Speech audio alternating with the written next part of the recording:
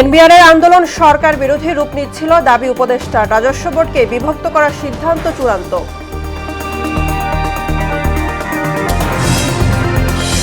মৌলিক সংস্কারের বিষয়ে চলতি মাসেই রাজনৈতিক ঐক্যমত্যে পৌঁছাতে চান আলী রিয়াজ। এ সপ্তাহেই বড় অগ্রগতির আশা। সিইসির সঙ্গে এনসিপির প্রতিনিধি দলের বৈঠক, নিবন্ধন প্রতীক ও প্রবাসীদের ভোটাধিকার ইস্যু নিয়ে আলোচনা।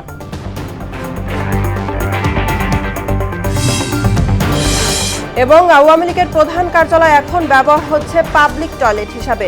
আধিপত্যের প্রতিবাদে ক্ষোভের প্রতিফলন, বলছে সাধারণ মানুষ।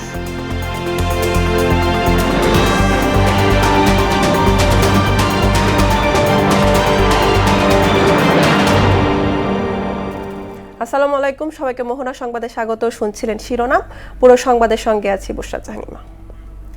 এনবিআরের আন্দোলন সরকার বিরোধী আন্দোলনের রূপ দেওয়ার ষড়যন্ত্র ছিল বলে জানিয়েছেন বিদ্যুৎ ও জ্বালানি উপদেষ্টা মোহাম্মদ ফজল কবির খান। সচিবালয়ে সাংবাদিকদের সঙ্গে আলাপকালে তিনি বলেন, এনবিআরকে দুই বিভাগ করার ক্ষেত্রে সংস্থাটির কর্মকর্তাদের আপত্তি নেই, তাই এনবিআর নামটি আর থাকছে না। প্রশাসন ক্যাডারের সাথে দ্বন্দ্বের জেরে সমস্যার সূত্রপাত হয়েছিল বলেও জানান উপদেষ্টা। এ সময় কাজ বন্ধ করে বন্দরকে অচল করে দেওয়ায় সংস্থাটির কর্মকর্তাদের কঠোর সমালোচনা করেন ফজল কবির খান। আন্দোলন একটা ক্যাডারের সমস্যা, ক্যাডারের প্রসপেক্ট, তো পরে এটা কিন্তু সরকার বিরোধী আন্দোলনে পরিণত হয়েছে। আমরা দেখছি যে এইটা অর্থনৈতিক ক্ষতি করা এটার একটা উদ্দেশ্য হয়ে পড়েছে এবং রাজস্ব আদায় বাধাগ্রস্ত করা এটা হয়েছে। আপনারা এইটা দেখছি যুগান্তরের রিপোর্টেও এটা কিছুটা দেখছেন যে ওখানে বলা হয়েছে যে একটা হোয়াটসঅ্যাপ গ্রুপের কথা বলা হয়েছে এবং তারা ওখানে এই আন্দোলনের নামে সরকার বিরোধী একটা অবস্থান সেখানে তৈরি হয়েছে। আগামী 30 অথবা 31 জুলাইয়ের মধ্যে মৌলিক বিষয় ঐক্যমত্যে পৌঁছে আলোচনা শেষ করতে চায় কমিশন, জানিয়েছেন সহ সভাপতি অধ্যাপক আলী রিয়াজ। রাজধানী ফরেন সার্ভিস একাডেমিতে সকালে কমিশনের বৈঠকের শুরুতে সাংবাদিকদের তিনি এই কথা জানান। কমিশনের বৈঠকে আজ জরুরি অবস্থা, প্রধান বিচারপতির নিয়োগ ও তত্ত্বাবধায়ক সরকার ব্যবস্থা নিয়ে আলোচনা হওয়ার কথা। এই সপ্তাহে আলোচনায় বড় অগ্রগতি হবে বলে আশা করেন অধ্যাপক আলী রিয়াজ।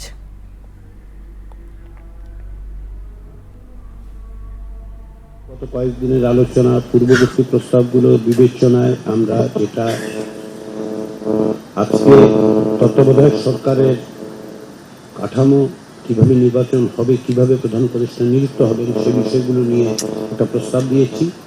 সেগুলো নিয়ে আমরা দিনের শেষের দিকটাতে আশা করছি সকালের দিকে যদি আমরা দ্বিতীয় বিষয় দ্রুত নিষ্পত্তি করতে পারি, তাহলে তৃতীয় বিষয়টাতে আমরা আলোচনা করতে পারবো।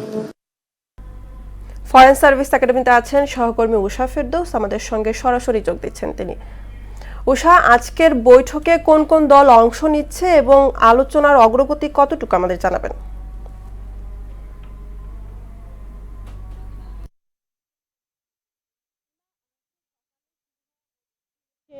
বিকেল পর্যন্ত চলবে এবং মাঝখানে হচ্ছে মধ্যাহ্ন বিরতিতে এসে কোন রাজনৈতিক দলের নেতারা কথা বলেন।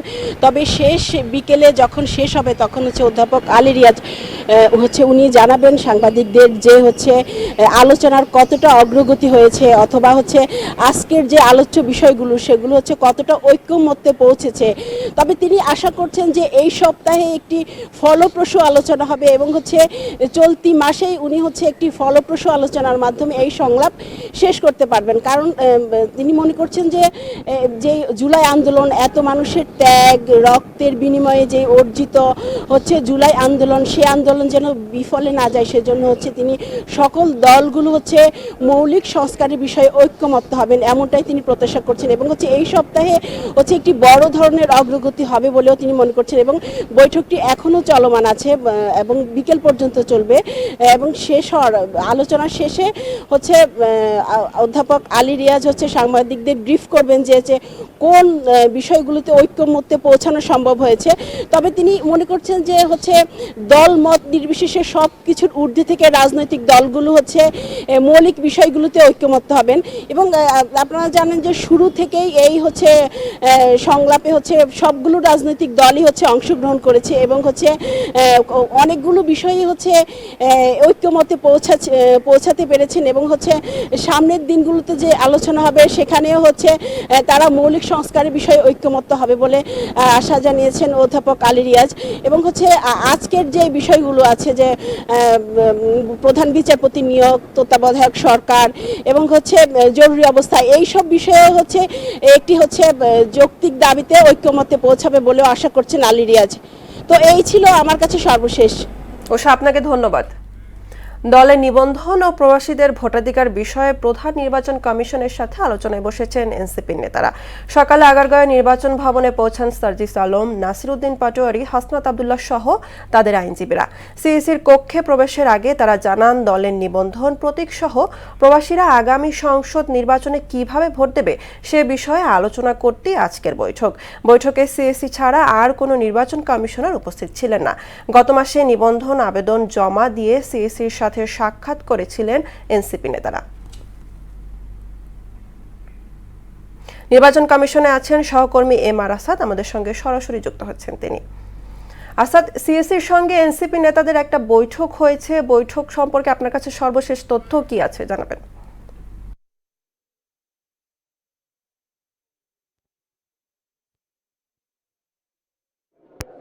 জি ইমা, বৈঠক যেটি শুরু হয়েছিল সকাল 10:30, সেই 10:30 শুরু হওয়া বৈঠক এখন দুপুর 1টা হয়ে গেছে এবং 1টার পরে এখনও কিন্তু চলছে। এবং সেই বৈঠকে আছেন হাসনাত আব্দুল্লাহ, সার্জিস আলম এবং নাসিরউদ্দিন পাটোয়ারি সহ মোট 5 জন। এবং আপনি জানেন এই যে মূল যে 3 জনের নাম বললাম, এই 3 জনই কিন্তু জাতীয় নাগরিক পার্টির একেবারে কেন্দ্রীয় নেতৃবৃন্দর মধ্যেই রয়েছেন।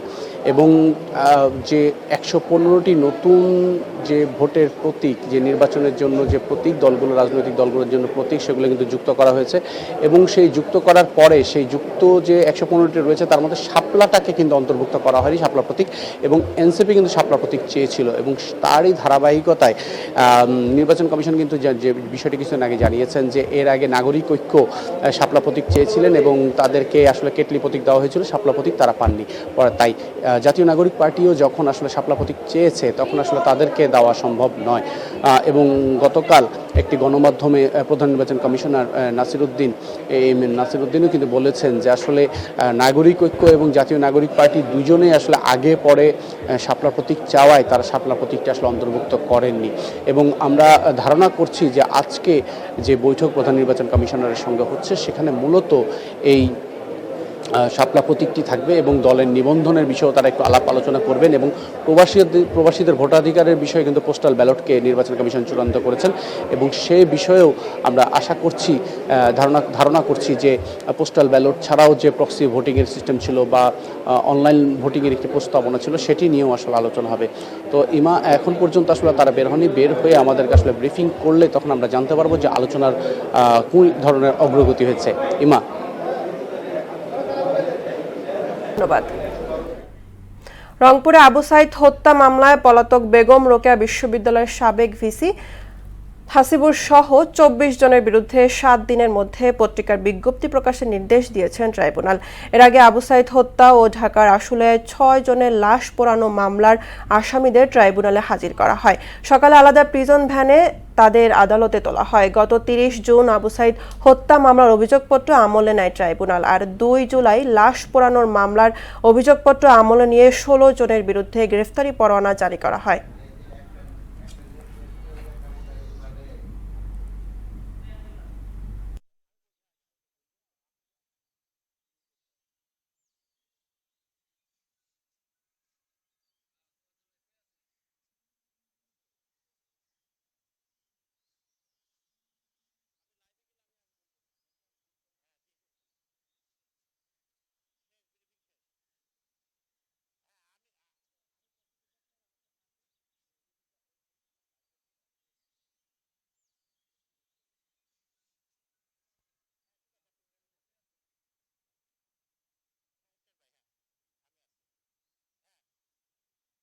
ট্রাইব্যুনালে আছেন সহকর্মী রেজা খান, সবশেষ খবর জানবো তার কাছ থেকে। এটা আবু সাইদ হত্যা মামলা ও আশুলিয়ার লাশ পোড়ানোর মামলায় সবশেষ কি তথ্য আছে আপনার কাছে জানাবেন?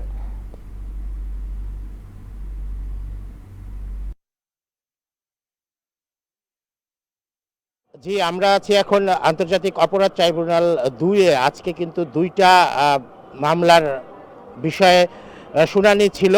এই বিষয় দুটি হচ্ছে যে আবু সাইদ হত্যা মামলার 4 জন আসামি এখানে গ্রেফতার রয়েছে এবং 26 জন পলাতক আছে এবং সেই 26 জনের বিরুদ্ধে কিন্তু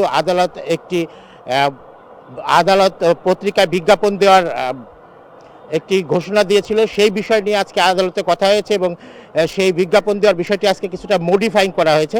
এই বিষয়ে কথা বলার জন্য আমাদের সঙ্গে এখন যোগ দিচ্ছেন আন্তর্জাতিক অপরাধ ট্রাইব্যুনালের প্রসিকিউটর আব্দুস সাত্তার পালোয়ান। আমরা তার সঙ্গে কথা বলছি। আজকে দুইটি বিষয়ে আর কি ট্রাইব্যুনাল দৃষ্টিগোচর হয়েছে, আপনি এই বিষয়ে একটু বিস্তারিত বলুন, কি কি সিদ্ধান্ত এসেছে?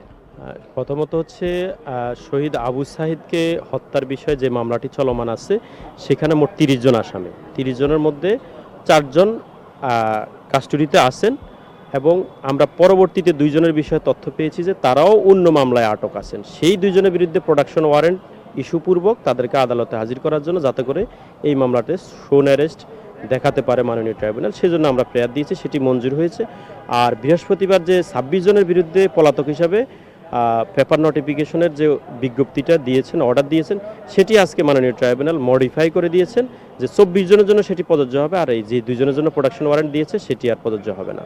আর আরেকটি মামলা হচ্ছে আশুলিয়ার যে 5 জন শহীদের লাশ এবং একজন আহতের দেহকে একসাথে যে পুলিশ ভ্যানে পুড়িয়ে দেওয়ার যে নির্মম পৈশাচিক ঘটনাটির মামলা, সেই মামলাটিতে আমরা 16 জন আসামির মধ্যে 8 জন পলাতক আছে, তাদের যে প্রোডাকশন এই ওয়ারেন্ট এক্সিকিউশনের উপরে যে রিপোর্টটি সেটি এখনও এসে পৌঁছায়নি, সেজন্য আমরা মাননীয় ট্রাইব্যুনালের সময় চেয়েছি। অনারেবল ট্রাইব্যুনাল সেটি মঞ্জুর করেছেন। 16 জুলাই সেটি পরবর্তী দিন ধার্য আছে এবং সেই দিন যদি আসে তখন আবার সেই মামলাটিতেও পত্রিকায় বিজ্ঞপ্তির জন্য যাবে। এটা আমাদের প্রসেস এখানে। ধন্যবাদ আন্তর্জাতিক অপরাধ ট্রাইব্যুনালের মাননীয় প্রসিকিউটর আব্দুল সাত্তার পালোয়ান। আপনারা শুনলেন তার কাছ থেকে এই দুইটি মামলার সবশেষ অগ্রগতি নিয়ে, এবং পরবর্তী দিনে এই মামলার বিস্তারিত বিষয় আপনাদেরকে আমরা জানাতে পারবো। রেজা, আপনাকে ধন্যবাদ। একসময় ক্ষমতার কেন্দ্রস্থলে থাকা আওয়ামী লীগের কেন্দ্রীয় কার্যালয় এখন পাবলিক টয়লেট হিসেবে ব্যবহার করছে সাধারণ মানুষ। শুধু তাই নয়, আপাত ধ্বংসস্তূপ এই ভবন এখন মাদক সেবী ও ভবঘুরেদের আখড়া। সংশ্লিষ্টরা বলছেন এটি শুধু একটি ভবনের পতন নয়, বরং দীর্ঘদিনের একদলীয় আধিপত্যের পর সাধারণ মানুষের ক্ষোভের প্রতিফলন। বিস্তারিত জানাচ্ছেন এসইউ সেলিম, ক্যামেরায় ছিলেন মনিরুল ইসলাম।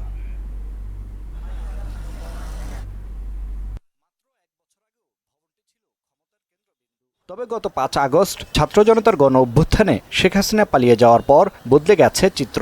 চকচকে সেই ভবন এখন কেবলই ধ্বংসাবশেষ। ভবনের নিচতলায় ব্যবহৃত হচ্ছে পাবলিক টয়লেট হিসেবে। চারপাশে ছড়িয়ে পড়েছে দুর্গন্ধ। পরিত্যক্ত এই ভবনে নানা অনৈতিক কাজ চলছে এমন অভিযোগে ভবনের অভ্যন্তর প্রবেশ করে টিম মোহনার অনুসন্ধানী প্রতিবেদক। উৎকট গন্ধ ও গা ছমছমে অন্ধকার ভুতুড়ে পরিবেশে নিচতলা পেরিয়ে দোতলার সিঁড়িতে পা দিতেই উপর থেকে শুরু হলো পাথর বৃষ্টি। ভয় উপেক্ষা করে একটু শব্দ করে সামনে এগিয়ে দোতলা পেরিয়ে তৃতীয় তলায় উঠতেই দেখা মেলে ঘুমন্ত এক হকারের। ক্যামেরা দেখে অপ্রস্তুত হকারের কাছে পাওয়া গেল প্রাথমিক তথ্য। পুলিশ আসলে একটু কথাবার্তা বলে চলে যায়। জিজ্ঞেস করে কি করে অনুসন্ধানের গভীরে যেতে দরজা জানলাবিহীন কক্ষগুলোতে ইট পাথর ও টাইলসের ধ্বংসস্তূপের মধ্যে মাদক ও অবৈধ কিছু আছে কিনা সেটি দেখার চেষ্টায় সামনে এগিয়ে চলা। এরপর ঝুঁকিপূর্ণ সিঁড়ি বেয়ে এগুতেই ভবনের চতুর্থ ও পঞ্চম তলায় দেখা মেলে ভবঘুরে একদল কিশোরের। এলোমেলো প্রশ্নোত্তরে বোঝার চেষ্টা এখানে আসলে কি হয়।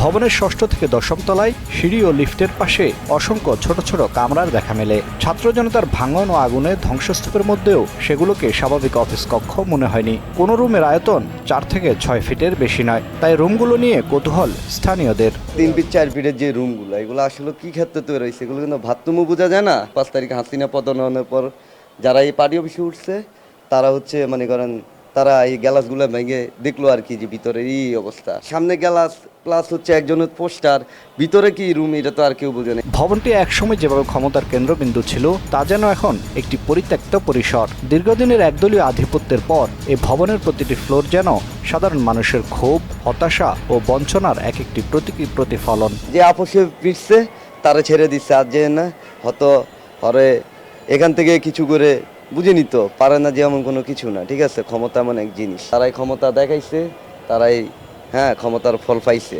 যতটুকু দেখেছে তার ফল পাইছে। ভবনের ভেতরে ছোট ছোট ঘরে কাঁথা, বালিশ ও বিছানা সহ থাকার ব্যবস্থাও দেখা গেছে, যেখানে রাতের অন্ধকারে অনৈতিক কার্যক্রমও ঘটছে বলে অভিযোগ স্থানীয়দের। ইউ সেলিম, মোহনা সংবাদ, ঢাকা। ফেনীতে বন্যা পরিস্থিতি উন্নতি হচ্ছে, পানি কমলেও জলাবদ্ধতায় ভোগান্তিতে মানুষ। জেলা প্রশাসন থেকে জানা যায়, মুহুরী নদীর পানি পরশুরাম পয়েন্টে বিপদসীমার 4.28 মিটার নিচ দিয়ে প্রবাহিত হচ্ছে। পরিস্থিতি মোকাবেলায় দুর্গতদের মাঝে ত্রাণ সামগ্রী বিতরণ করা হচ্ছে। সুরঞ্জিত নাগের প্রতিবেদন, জানাচ্ছেন সিফাত রহমান জেসি। ধীরে ধীরে স্বাভাবিক হতে শুরু করেছে ফেনীর বন্যা পরিস্থিতি। বেশিরভাগ এলাকায় ঘরবাড়ি থেকে নেমে গেছে পানি, তবে কয়েকটি নিচু এলাকায় এখনও রয়ে গেছে বন্যার পানি। মূলত পানি সরার মতো ব্যবস্থার অপ্রতুলতার কারণেই এমন জলজট। 5 উপজেলায় কিছু গ্রামীণ সড়ক এখনও পানিতে তলিয়ে রয়েছে। বন্যা পরিস্থিতি উন্নতি হওয়ার সঙ্গে সঙ্গে ক্ষয়ক্ষতির চিত্র ফুটে উঠেছে। ধসে যাওয়া বাড়িঘর মেরামতো ব্যস্ত দেখা যায় অনেক বাসিন্দাকে। জমিতে তেমন ফসল না থাকলেও এবারের বন্যায় ক্ষতিগ্রস্ত হয়েছেন পুকুর ও হ্যাচারির খামারিরা। ইতোমধ্যে 9,000-এরও বেশি মানুষ আশ্রয়কেন্দ্র থেকে ঘরে ফিরলেও 9টি কেন্দ্র এখনও চালু রয়েছে। বন্যা দুর্গতদের মাঝে ত্রাণ সামগ্রী বিতরণ করছে জেলা প্রশাসন। অনেক বাড়িঘর রান্না বান্ধা চলেন না, অথবা কিছু শুকনা খাবার খাইয়ে দিন যার, অথবা না খাইয়ে দিন যাতে আছে।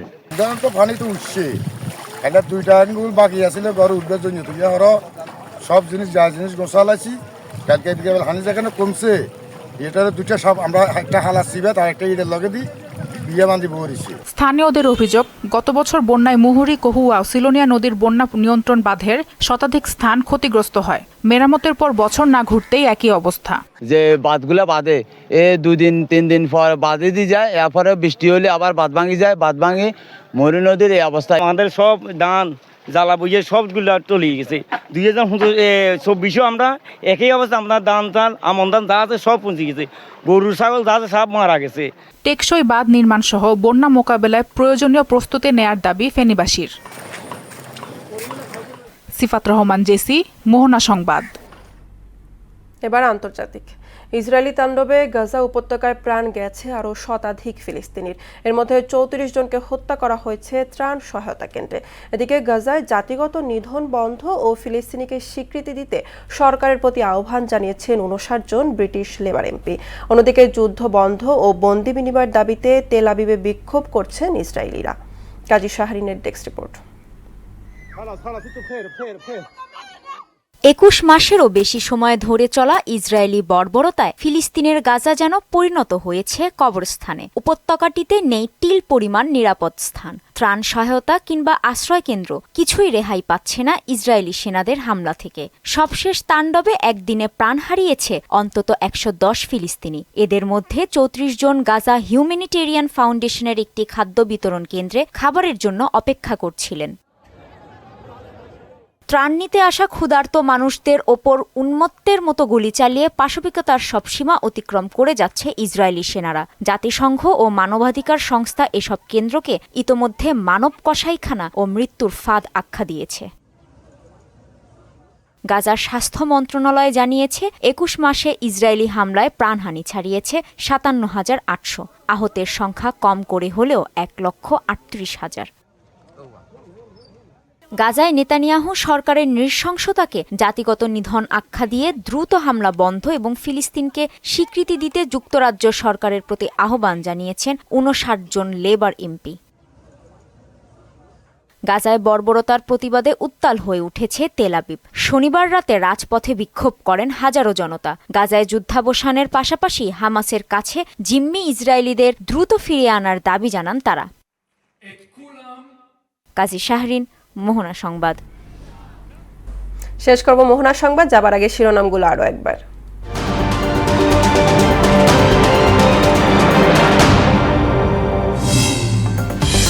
এনবিআরের আন্দোলন সরকার বিরোধী রূপ নিচ্ছিল, দাবি উপদেষ্টার। রাজস্ব বোর্ডকে বিভক্ত করার সিদ্ধান্ত চূড়ান্ত।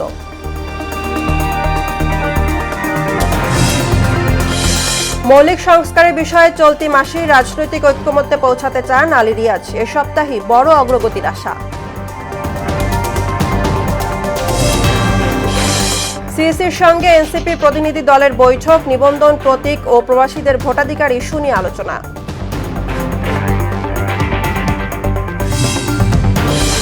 আওয়ামী লীগের প্রধান কার্যালয় এখন ব্যবহার হচ্ছে পাবলিক টয়লেট হিসাবে। আধিপত্যের প্রতিবাদে ক্ষোভের প্রতিফলন, বলছে সাধারণ মানুষ।